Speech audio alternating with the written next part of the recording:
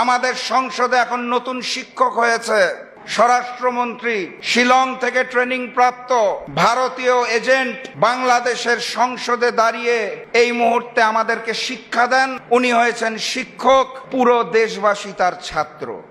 Proxy প্রধানমন্ত্রী, আমাদের সংসদে অলিখিত একটা নতুন পদ সৃষ্টি হয়েছে, তার নাম হচ্ছে প্রক্সি প্রধানমন্ত্রী। তারেক রহমান কথা বলতে পারেন না, ওনার হয়ে স্বরাষ্ট্রমন্ত্রী বক্তব্য রাখেন।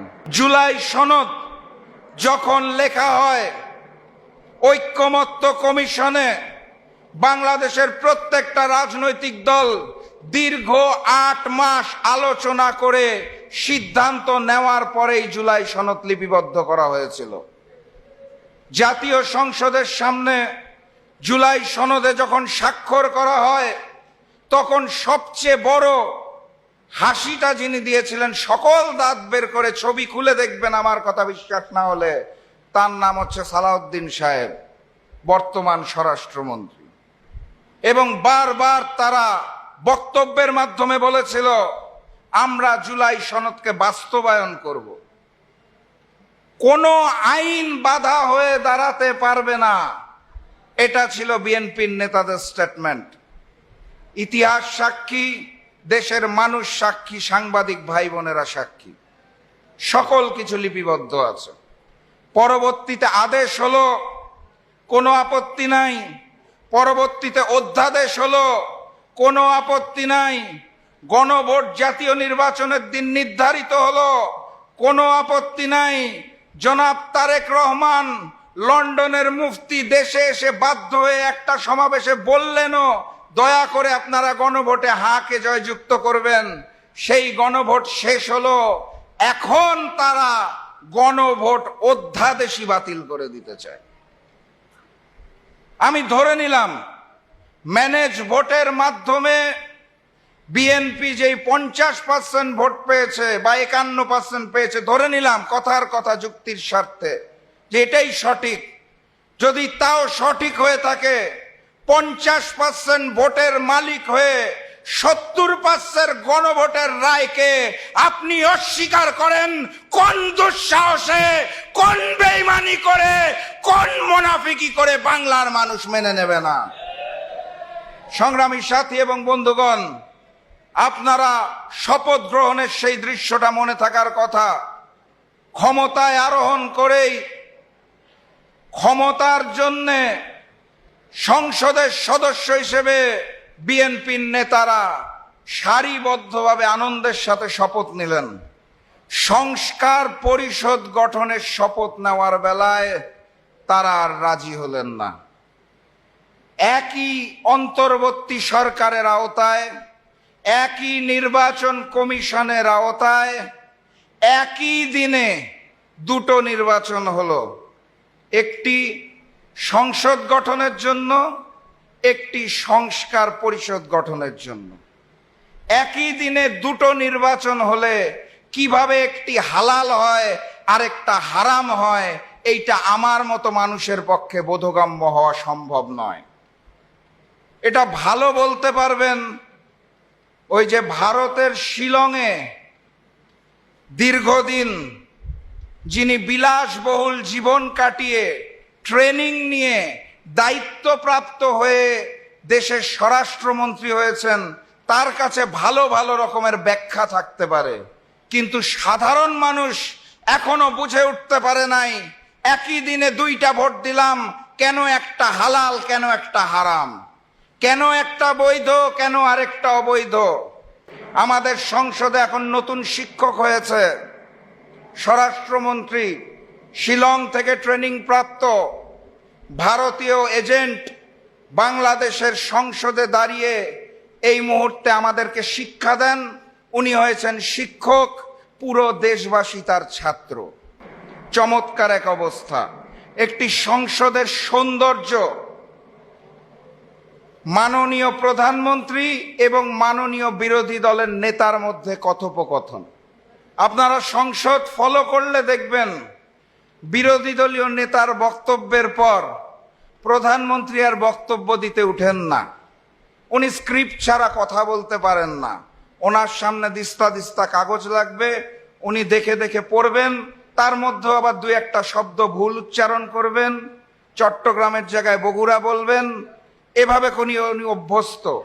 স্কাইপি লিডারের যেটা হয় আর কি, স্কাইপির মাধ্যমে রাজনীতি করে অভ্যস্ত। তো মাননীয় বিরোধী দলের নেতার বক্তব্যের পর মাননীয় প্রধানমন্ত্রী আর মাইক নিয়ে বক্তব্য দিতে পারেন না, ওনার হয়ে বক্তব্য দিতে উঠেন প্রক্সি প্রধানমন্ত্রী। আমাদের সংসদে অলিখিত একটা নতুন পদ সৃষ্টি হয়েছে, তার নাম হচ্ছে প্রক্সি প্রধানমন্ত্রী। তারেক রহমান কথা বলতে পারেন না, ওনার হয়ে স্বরাষ্ট্রমন্ত্রী বক্তব্য রাখেন। এরকম একটি বাংলাদেশ এবং এরকম একটি সংসদ আমরা দেখিও নাই, চাইও নাই, আশাও করি নাই। সেই 1971-এর পর থেকে লাল সবুজের পতাকা পেয়েছিলাম, নামকা ওয়াস্তে স্বাধীনতা পেয়েছিলাম, সার্বভৌমত্ব পাই নাই। ভারতের আধিপত্যবাদ আমাদের গ্রাস করে খেয়েছে। সামনের বাংলাদেশেও এই আধিপত্যবাদকে আমরা চাই না।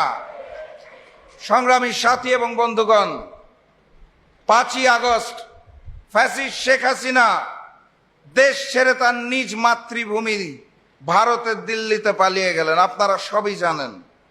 তারপরে আমরা স্বপ্ন দেখেছিলাম, আমরা আশা করেছিলাম একটি নতুন বাংলাদেশ হবে, যেই বাংলাদেশে প্রকৃত স্বাধীনতা, প্রকৃত সার্বভৌমত্ব এবং প্রকৃত গণতন্ত্র পাব।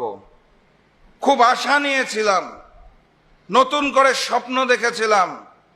ফেব্রুয়ারি মাসের 12 তারিখ সেই স্বপ্নটাকে দুমড়ে মুচড়ে গুঁড়ো গুঁড়ো করে দেওয়া হয়েছে।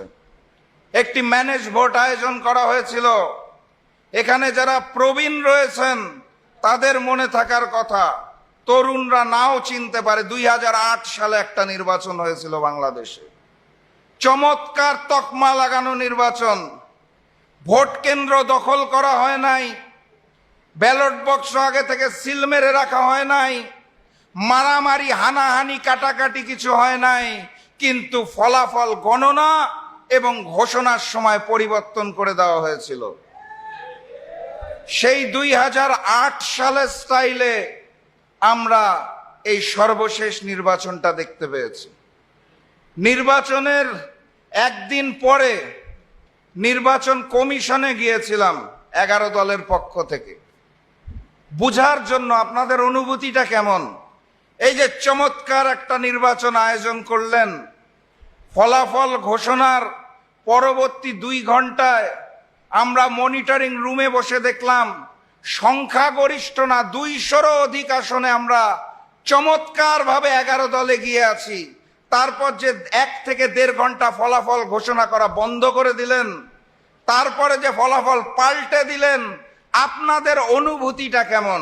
নির্বাচন কমিশনে গিয়েছিলাম, সাংবাদিক ভাইদের মনে থাকার কথা, বের হয়ে আমরা প্রেস ব্রিফিংও করেছিলাম। তারা আমাদের উত্তর দিয়েছিল, একটা নির্বাচন হয়েছে দেখুন যেখানে একটাও খুন হয় নাই, বড় মাপের কোনো সংঘর্ষ হয় নাই, কোনো মারামারি হয় নাই। সেদিন মুচকি হেসেছিলাম, হেসে বলেছিলাম 2008-কে আরো পরিশুদ্ধ করে করবেন, সেটা আগে বললেই হতো, তাহলে আমরাও ওভাবে করে প্রস্তুতি রাখতাম। তো ওনারা এটার কোনো পাল্টা জবাব দিতে পারে নাই। বাস্তবতা হচ্ছে জনগণের যে ভোটের অধিকার, ভোট প্রদান করার অধিকার দেওয়া হয়েছে, এই আঙুলের মধ্যে কালো রং লেপন করা হয়েছে, কিন্তু সেই ফলাফলটাকে ঘোষণা করা হয় নাই। সেই ফলাফল যদি ঘোষণা করা হতো তাহলে আজকের এই ব্যানারে স্পষ্ট করে লেখা থাকতো ডাক্তার শফিকুর রহমান, মাননীয় প্রধানমন্ত্রী, বাংলাদেশ সরকার। এ কারণে আমাকে এখন বারবার বলতে হয়, জনতার প্রধানমন্ত্রী, জনগণের প্রধানমন্ত্রী ডাক্তার শফিকুর রহমান, কারণ তিনি প্রধানমন্ত্রী হয়েছেন সেটা কেড়ে নেওয়া হয়েছে। সংগ্রামী সাথী এবং বন্ধুগণ, আমরা সেদিন চাইলে পারতাম নির্বাচনটাকে বয়কট করার, নির্বাচনটাকে বর্জন করার, সংসদকে দূরে রেখে রাজপথে নামার। আমি বারবার আমার বক্তব্যে স্পষ্ট করার চেষ্টা করেছি, আবারও স্পষ্ট করে বলতে চাই, সেদিন আমরা নির্বাচনের ফলাফল মেনে নিয়েছিলাম, কারণ হচ্ছে সেদিন রাজপথে আন্দোলনে নামলে একটি জরুরি অবস্থা সৃষ্টি হতে পারত, একটা মহল সুযোগ নিতে পারত এবং সেই সুযোগে দেশে অস্থিরতা সৃষ্টি হতো। আমরা সেটা চাই নাই। আমরা নতুন বাংলাদেশ গড়ার জন্য, নতুন বাংলাদেশের সোনালী অধ্যায় গড়ার জন্য সেদিন সিদ্ধান্ত নিয়েছিলাম ডাক্তার শফিকুর রহমানের নেতৃত্বে, যারা ফলাফলে যাদেরকে বিজয়ী দেখানো হয়েছে প্রয়োজনে তারা সংসদে যাবে, আমরা বাকিরা রাজপথে থাকব, প্রস্তুতি নিয়ে থাকব। সেদিন আমাদের মধ্যে আলোচনা হয়েছিল কি নিয়ে প্রস্তুত হতে হবে। সবার চোখে চোখে, সবার মুখে মুখে 11 দলের নেতাদের মধ্যে একটি কথাই ঘুরছিল, আমরা গণভোট জাতীয় নির্বাচনের আগে চেয়েছিলাম, আমাদের সেই গণভোটের দাবি মেনে নেওয়া হয় নাই।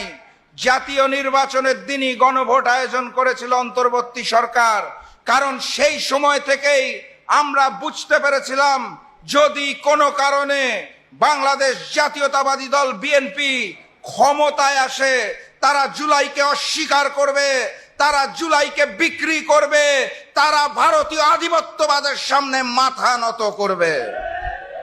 এই কারণে আমরা বারবার দাবি জানিয়েছিলাম গণভোট জাতীয় নির্বাচনের আগে হতে হবে, জনগণের রায় আগে দেওয়ার সুযোগ দিতে হবে, সকল আদেশ এবং অধ্যাদেশ এগুলোকে সুন্দর মতো বাস্তবায়নের কার্যক্রম শুরু করতে হবে, তারপর জাতীয় নির্বাচনটা দিতে হবে। সে সময় আমাদের দাবি মেনে নেওয়া হয় নাই। তার ফলাফল আজকে আমরা দেখতে পাচ্ছি।